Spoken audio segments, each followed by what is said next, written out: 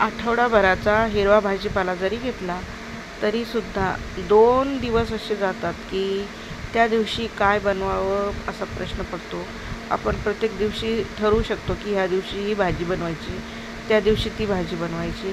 पण 2 दिवस असे असतात की काय भाजी बनवावी याचं टेन्शन आलेलं असतं.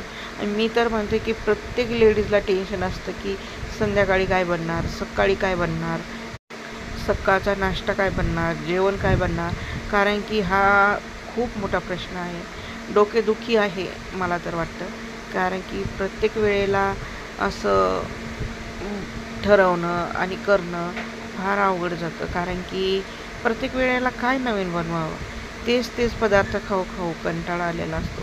तर आजही माझ्याजवळ काही पर्याय नसल्यामुळं मी आज उडदाची डाळ टाकली आहे.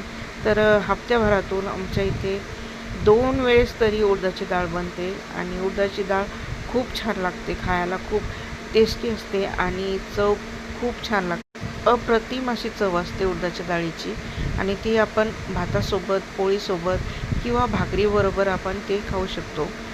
तर हे माझ्या मिस्टरांना करून देत होते मी. त्यांना जायचं होतं तर.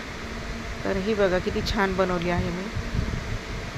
तर अशा पद्धतीने आम्ही बनवत असतो. अजूनही आम्ही बाकीची बाजूला ठेवून दिलेली आहे. कारण की ती वेगळ्या पद्धतीने बनवायची आहे. तर सबस्क्राईब करा चॅनलला.